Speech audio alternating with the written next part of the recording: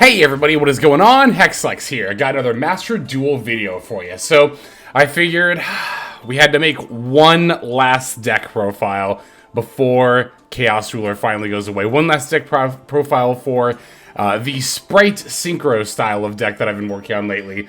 You can probably tell by my voice too, I'm not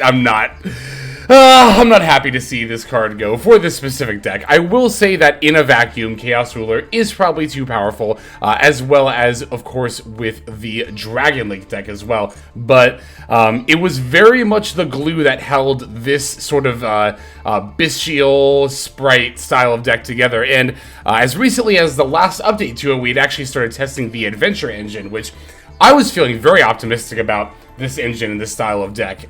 It provides a lot of good disruption, not only for our turn 1 end board, but also to help insulate our turn 1 plays. It makes us a lot less susceptible to stuff like Nibiru, mainly Nibiru, honestly, but also Imperm, I guess, Ash Blossom as well. It can bait an Ash, or of course the Gryphon, if they don't use the Ash Blossom on the Adventure engine, can negate that as well. Same with the Imperm, so on and so forth. So, yeah, I've had a lot of people ask me how this deck works without Chaos Ruler, or what it looks like without Chaos Ruler.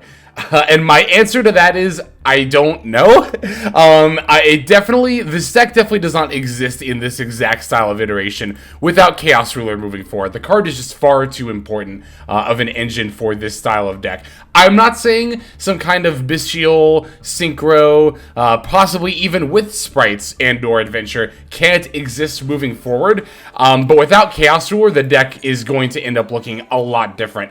One kind of avenue I have thought about is pivoting more towards Assault Synchron Stardust. This is a level 8 monster that can go into a 10, of course, as far as synchroing goes, but it can also potentially represent multiple level 10 synchros the same way that Chaos Ruler kind of does. The idea being that after we summon Assault Synchron Stardust, we would tribute it to summon regular Stardust from our extra deck. Then, that would trigger the Assault Synchron effect, if Assault Synchron is already in the graveyard, to bring back the Assault Synchron Stardust.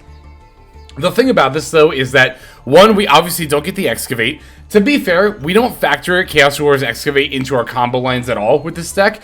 You can whiff on your Chaos Ruler Excavate every single time, but if you follow the combo lines, it shouldn't matter. So that is like a little bit still of a factor though, because we definitely still like the advantage and extension that the Excavate brings, and of course also getting a bunch of stuff into the graveyard is also very much a factor for having Chaos Ruler and having those plays there. The other thing too is that Chaos Ruler is a lot more flexible. It actually represents more bodies because you Synchro Summon it as a level 8 that you can use. It comes back as a level 8 that you can use, and then the Assault Synchron would then bring back the Chaos Ruler from being banished as well, making a third level 8 body that you can use. But the Excel Synchro sacking itself, and then Assault Synchron bringing it back, that still only represents 2 level 8 bodies. The third kind of issue I see with this replacement here is the fact that you do have to immediately Synchro Summon, if possible, after using the Assault Synchron Stardust effect, which, depending on what you have on board and depending on what the combo line looks like, might not be the most convenient thing in the world. So, while I am thinking about this as a potential sort of replacement, I guess, engine for Chaos Ruler, it's not going to be a one-to-one replacement. There is no card in this game that can one-to-one replace Chaos Ruler, period, frankly, but especially in this style of deck, so. I will say, though, another thing that I am optimistic about just in general, moving forward, about this style of deck is how Ringowurm interacts with the Adventure engine as a whole. Of course, this was an idea that I borrowed from Trishula, who popularized it last season with his Dragon Link build, playing Ringo and the Adventure engine in Dragon Link. And that was what inspired me to start trying the Adventure engine in this sort of style of deck. And again, having the extra tokens to be able to special summon the Ringowurm from your hand, very, very good. Ringowurm plus the Adventure token does also represent a level 8 Synchro as well. So the thing is, though, it doesn't represent a level 8 Synchro necessarily with the Excel Stardust by itself, because this does have to banish itself from the graveyard. So if you go into Excel Stardust, for example, you would need an additional level 2 tuner in order to actually continue your plays, which, again, yet another reason why I don't think Excel Synchro is a one-to-one replacement for Chaos Ruler as far as like using multiple level 8 bodies. Let's see here. I'm trying to remember if this card was in the last iteration of the deck. Catch Eve, not, I always would call it I, but it's Catch Eve L2, not level 2 either. I swear this card's name is like designed to mess me up, but Catch Eve L2 is another sort of option as far as level 2 monsters that you can grab off of the Cupid Pitch.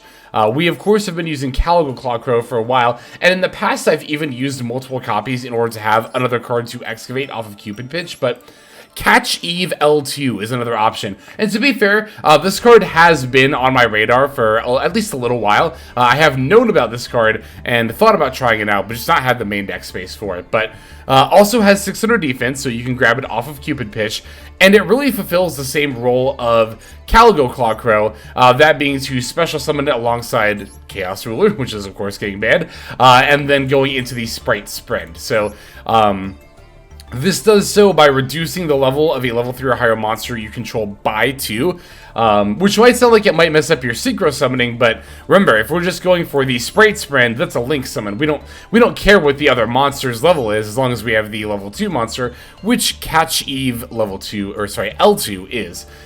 This does also have an interesting interaction with Cyberse Gadget, where it'll actually knock Cyberse Gadget's level down to 2, which has come up for me once before. And it's cute. It's something I'm thinking about exploring. Again, Cyberse Gadget, another card I'm actually very optimistic about moving forward. If you like Spright in general, I would advise not dismantling Cyberse Gadget just yet if you built it for Spright Synchro like I did. Because I've thought about this before, and we've actually seen evidence of this too, about using Cyberse Gadget in other Spright decks. Because really, Cyberse Gadget by itself is a Link 2, right? It can be Elf or Sprind. You normal summon the Cyberse Gadget, link it off for the Ringowurm. Cyberse Gadget's effect will proc to summon the level 2 token, and then you can link those into Sprind. And while we use Sprind to send like Shinobi Necro, for example, you can definitely use, you can still do that and use Sprind to send like a Nimble Angler, and then summon multiple Nimble monsters. So, in that regards, I have been thinking about that. Also, if you remember the DC Top 100 deck list that we took a look at, one of them was a Tri-Brigade Spright deck that was using 3 copies of this card. So, again, if you like Spright and you made Cyberse Gadget specifically for this deck like I did, don't dismantle it just yet. I think this card is actually really good, and I think it has a lot of potential in other Spright decks as well. I mean, the same is true of Ringowurm as well. Like, I crafted the Ringowurms also, as well as the Assault Synchrons, and of course, I did also craft a playset of tuning as well. So, like, if you're like me and were really into this deck and crafted these URs just for this deck, don't worry, they definitely have other applications. Ringowurm definitely has applications in probably future iterations of Dragon Link style decks, as well as, again, potential with the Adventure Engine. It's also just overall a good tuner monster. Like, if you play Synchro Pile decks, then you should definitely keep this card around. I definitely will be. Same with the Assault Synchron and tunings, right? It might seem like a waste to have crafted these now that Chaos Ruler is getting banned since I made them for this deck, but that doesn't mean I can't use them in other Synchro decks, like Synchron. Like, by having these, I'm one Jug Speeder away, essentially, from having Synchron built. So, but again, there are other kind of generic Synchro Pile decks that you could potentially use the Assault Synchron in as well, like Blackwing. I mean, that's not generic, that is an archetype, but that is another deck that would like to generally play Assault Synchron sometimes. There is also, again, Dragon Link style decks would also tech the Assault Synchron's Thunder Dragon, another style of deck that techs this card. So, yeah, I mean, because another thing, too, is I've seen a lot of people bemoaning this particular deck, being like, oh, I made all these URs just to play this deck, and now I can't use any of them. Well, don't worry, these cards do definitely have some other applications, and I will be exploring them here on the channel as well, moving forward, so. But like I said, I had to give one last send-off to what is definitely just my favorite deck I've ever played in Master Duel, so. Let's break the list down one last time, and then we'll see some games here. We're playing 3 Maxx, 1 Caligo Claw Crow, 1 Shinobi Necro, 1 Catch Eve, not I, Catch Eve L2, 2 Spright Blue, 1 Spright Red, 1 Spright Carrot. Oh, we took out Spright Jet and Spright Starter, by the way. I talked about doing that in the last video. I've made that change and have been liking it, so. We're also playing 3 Assault Synchron, 3 Ringowurm, the dragon guarding the 100 apples, 3 Ash Blossom and a Joyous Spring, 1 Water Enchantress of the Temple, 3 Cyberse Gadget, 1 Bystial Magnamhut, 2 Bystial Saronir, 1 Bystial Druiswarm, 1 Wandering Gryphon Rider, 2 the Bystial Lubellion, 1 Foolish Burial, 2 Cynet Mining, 2 Rite of Aramesir, 1 Dracoback the Rideable Dragon, 1 Fateful Adventure, 1 Branded Regained, and then 2 Called by the Grave. That's going to do it for the main deck. For the extra deck, we are on 1 Cupid Pitch, 1 Coral Dragon. For the last time, 1 Chaos Ruler. The Chaotic Magical Dragon. 1 Excel Synchro Stardust Dragon, 1 Baronne de Fluer, 1 Bystial Dis Pater, 1 Chaos Angel, 1 Gigantic Spright, 1 Salamngreat Almiraj, 1 Ringowurm, 1 IP Masquerena, 1 Spright Elf, 1 Spright Sprind, 1 Mekk-Knight Crusadia Avermax, and then finally 1 Underworld Goddess of the Closed World. That'll go ahead and do it for our list. Let's see these games now. Okay, our first opponent is going to be on Kashtira, which not always, it can be a very difficult matchup, unless they brick. And I will say, I don't think my opponent's build is built for not bricking, as they are on some interesting tech, including a playset of Light Force Sword, which I have actually seen used in Kashtira before when it very first came out. I'm surprised people were still trying stuff like that, but gonna normal summon Maxx, special the red, go for the Sprind to try to bin the Shinobi Necro and get our play set up with the Bystials in hand, but unfortunately this Ash Blossom, that's gonna end up stopping us kind of dead in our tracks, and I have to ultimately end up passing the turn, so definitely not an ideal turn 1. That would have been a full combo, including Synchro Summoning, by the way, had I actually been able to do the combo line. Basically, the idea is that if you open just a way to get out Sprind, as well as a Bystial monster, then yeah, you use the Sprind to dump the Shinobi Necro, use the Bystial, banish the Shinobi, summon the Bystial, summon the Shinobi, and then go for the Chaos Ruler. Fortunately, it looks like our opponent, like I kind of alluded to before, did not manage to draw that many life plays. They're going to go ahead and summon out the Kashtira Riseheart, and then battle over our Spright Sprind. They didn't banish anything essential, just write Maxx and Foolish Burial, so that's all completely fine. I don't know if there's anything too essential they could have banished, actually. Like, we are a very combo-centric deck, but I don't think we really play any one-ofs that are, super vital.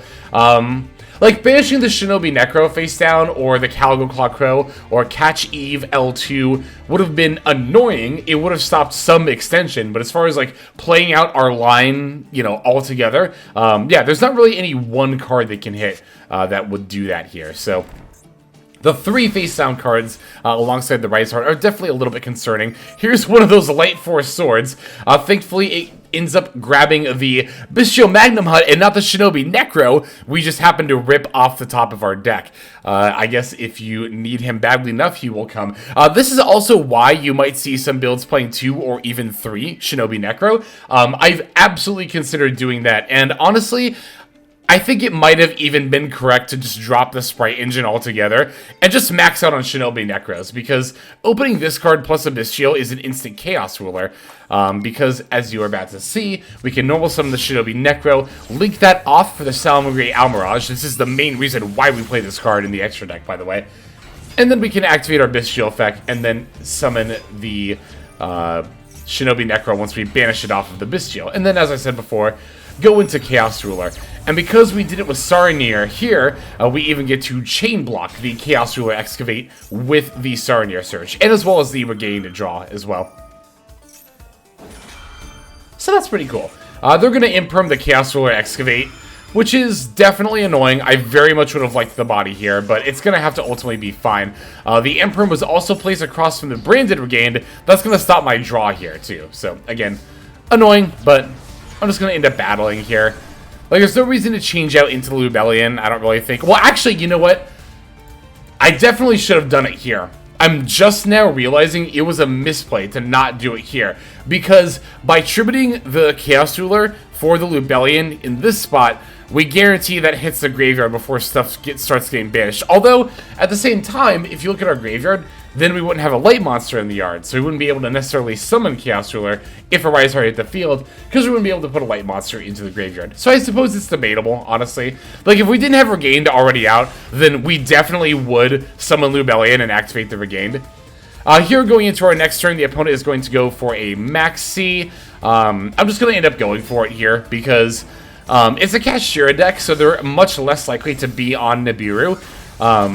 And also they have a face-down card, so Imperm in general shouldn't be that big of a threat, especially now that we have the Ringowurm out, although, to be fair, the Ringowurm was probably going to end up getting linked off here soon anyway. I don't remember exactly what I did with it here.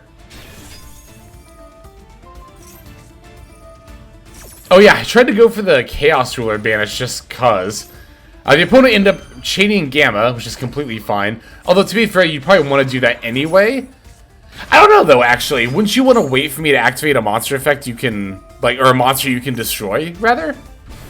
Maybe they didn't realize that. Maybe they just didn't realize that I had the, both effects off for the Chaos Angel here. Because the token is, in fact, light. So the token, the Gadget token from Cyberse Gadget plus Chaos Ruler, that is a fully activated Chaos Angel. As quote-unquote activated being, you know, having both the battle protection and the monster effect protection there. And there we have it. So we definitely had to do it in a bit of a roundabout way because of our opponent's disruption, but we were definitely still able to get there all the same. I think most of the reason we did, though, because, again, our opponent was playing a rather bricky Kashtira build, so we can thank our stars for that, too. We have a few more games to check out, though, so let's go into the next one here. Alrighty, so we are going into yet another game against Kashtira, which I totally forgot I had multiple duels against Kash in this this play session here, but yeah, we'll definitely take it. Going first, and oh, this is such a good hand. If the second Rite of Aramesir was a Call by the Grave, this might just be like a literal custom hand I would build for like going first in general. Yeah, this is a very, very good hand. Although, to be fair, this deck tends to get a lot of really good going first hands. Going second can admittedly be this style of deck's weakness, being like, I mean, you know, a lot of these more long-form combo decks tend to have the weakness of being a bit more difficult to play going second. Spright Synchro, I will say, the Spright engine, what it does add is that little bit of flexibility in your lines in general, but especially going second.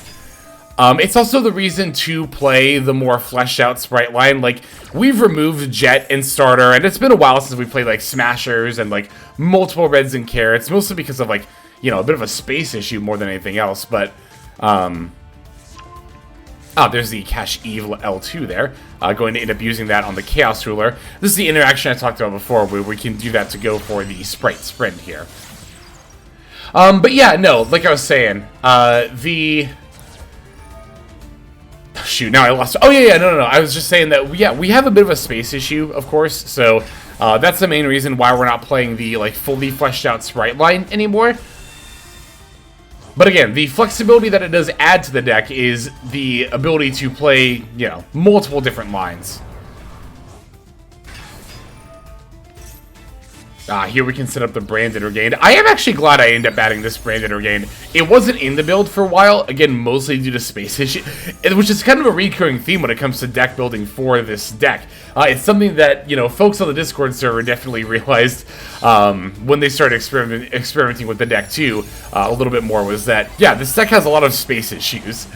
Trying to cram so many different things into 40 cards, while still being able to have a strong going second strategy as well as a strong going first strategy, is definitely very difficult. But, I mean, as you can see here, when things go right going first, they go very, very, very right. We're even able to do our full Synchro and Spright setup while under the Adventurer stuff too. Because the Adventure token and the Gryphon taking up the 2 main monster zones, that is definitely a noteworthy factor. But again, we are still able to do all the comboing that we need to. So they're going to Fenrir and activate the effect for the Rice Heart. I decided to go ahead and let that go.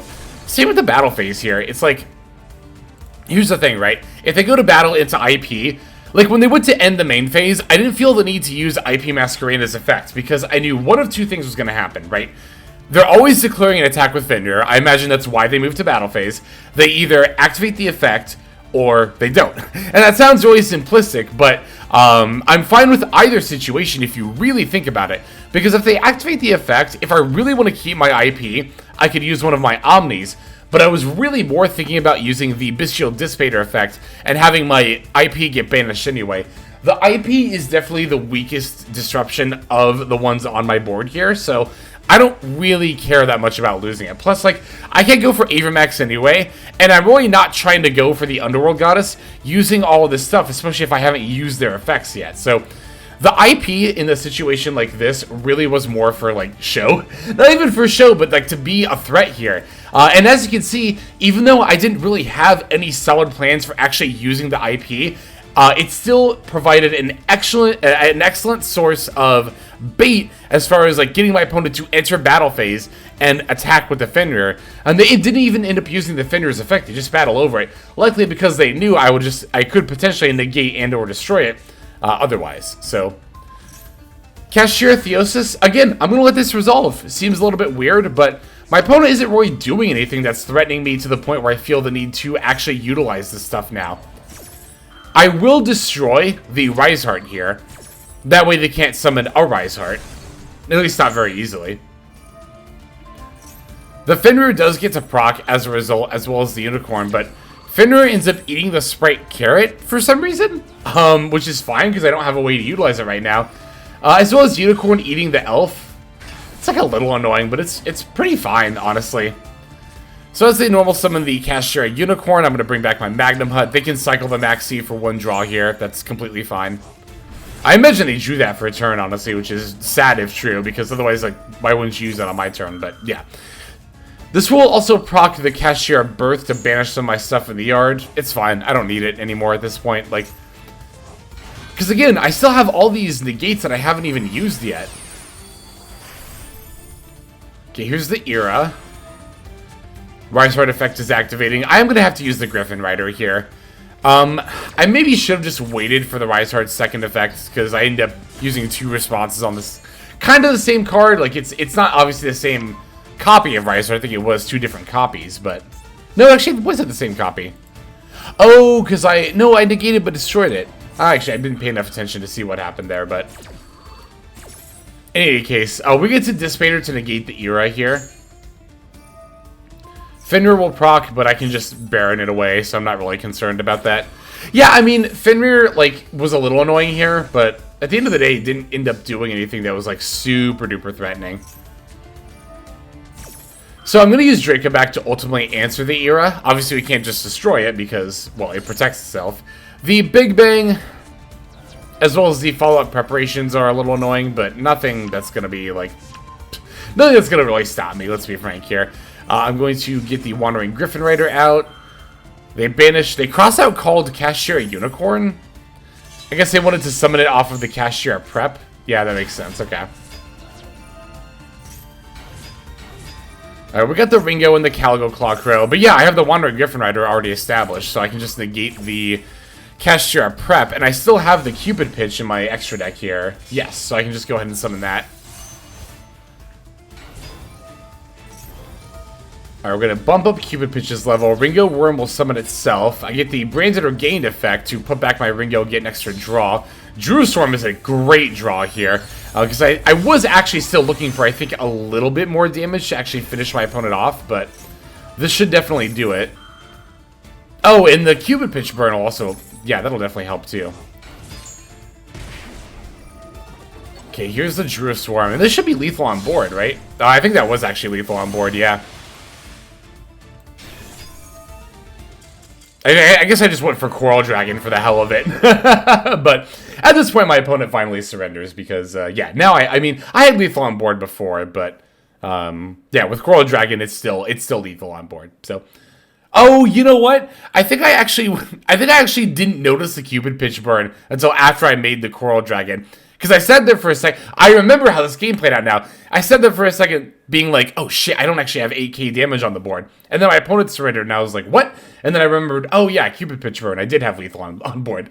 So, there we go. Alright, got a couple more games to check out. Let's go into the next one. Alright, next game is up against Sword Soul. Well, not the original Synchro deck, but you know what I mean. I actually wonder. I wonder if Bystial... No, I think Bystial Synchro... I was about to speculate if Bystial Synchro was actually stronger than Sword Soul in this meta. It just didn't see enough play, but no. If you look at Master Duel meta, this style of deck actually did see a pretty good amount of play. For the time that Chaos Ruler was legal, and Ringo was at the same time. Which I was a little surprised about because, like, I definitely didn't invent this deck by any means. This was definitely an established OCG deck, but I never saw people talking about it. I think a lot of people just figured this deck wasn't viable until Ringo actually came out, but... Those of you who've been watching the channel can definitely attest that this style of deck has been good for quite some time. Here, I should have actually used the Cyberse Mining to discard the Ringowurm. That way I could Cyberse Gadget to bring it back, but it's not that big of a deal that we didn't. I'm going to try to use a Joyous effect. This will finally bait the Baron's Omni Negate. That's what we've been trying to do this whole time, just bait out this Baron. The cool thing about this style of deck, too, is that, like, people will see you do stuff like Cynet Mining, pitch a Bystial for Cyberse Gadget, and you can, like, you can almost hear their, huh? From the other side of the screen. But in a lot of ways, that does actually make it easier to bait stuff out when playing this deck, I've noticed. So yeah, it's, going second, like I said earlier, can be a bit tricky, but... there are definitely ways to do it. I keep thinking as I'm talking about this, like, is there even a point to talking about this? Because this deck has less than... I think it's got just over 1 week to live by the time this video comes out. But I think there is still merit in, like, thinking about this style of deck. Again, even if it doesn't end up looking like the same kind of combo lines we're doing with Chaos Ruler. You know, we still get to, we can still apply the things that we've learned here to future... It doesn't have to be, like, this same even kind of deck, like a Bystial Synchro deck, you know? We can still apply this thinking to other just decks in general that we're going to build or experiment with and all that fun stuff, so... Okay, we have one more game to look at. Let's go into that last duel here. Alright, we're up against Mathmech-Trap tricks, which might sound like a really weird combination, but... this deck is actually using a familiar card to hold its engine together, and that's Formud Skipper. Formud Skipper we've actually used with Mathmech in the past with Scareclaw. Formud Skipper revealing the Link 1 Scareclaw Lightheart to then go into a Scareclaw line that will let you go into the Mathmech line, as weird as that might sound. I think they're doing the same thing here, or a similar thing, with Formud Skipper rather than Scareclaw Lightheart to reveal Trap Trick Sarah. And then that way they can go into Sarah off the Formud Skipper. And, you know, the Trap Tricks is a rank 4 style of deck, so it makes sense that you would want to play Mathmech in that style of deck, because... you can slot a Mathmech line into anything that can make a rank 4, because Alimbertian is completely generic. You just have to play Nabla to be able to fully set up the line without getting yourself locked into Cyberses. But yeah, no, you can definitely play a Mathmech line in, again, anything that plays, that can make a rank 4 in general. So here we get Maxseed, definitely one of the deck's big weaknesses. I am going to give my opponent a +1 in order to go for the Wandering Gryphon Rider. I just figured that, you know, it was better than nothing. So here I see the Cynet Mining pitch nib. I immediately assume Mathmech, and I'm going to use the Wandering Gryphon Rider here. That might seem really weird. It's like, well, Hex isn't the best point to, like, isn't the best choke point for Mathmech to wait for, like, a Splash Mage or something, or, like, the Alimbertian. And I think in a lot of circumstances, I would agree. However, the thing about Mathmech is, I know very well, if I'm playing against Mathmech quite a bit, that one piece of disruption, especially against a 7-card Mathmech hand, and especially going second, where the combo line to find lethal is a lot less intensive than the combo line to set up for turn 1. There's no way one piece of disruption most of the time is going to be enough to out their board. However, if they don't have Circular or Defensor, or if they somehow just don't have any Mathmech monsters in hand, then stopping this Cynet Mining might be enough to do it. This is what some people call playing to your out, right?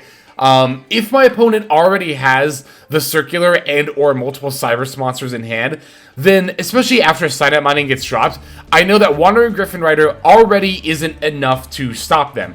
So I'm going to hedge here and hope they don't have anything in hand, which is hoping against hope, I know. But if they don't, then the Wandering Griffin Rider is actually enough to stop them. So that's kind of what it means to play to your out, and it's why I use the Griffin Rider against the Cynet Mining in this particular situation. But here they're going to show they are just on Trap Tricks with the Parallel Exceeds. So I was like, whoa, whoa, whoa. But immediately with the Trap Tricks and the Parallel Exceed with the Cynet Mining, I was kind of like, I kind of figured that they might be doing something with Mathmech here, all the same, so. But no Mathmech stuff here, because again, we stopped the Cynet Mining. That will only, so rather they're only going to have the Trap Tricks line.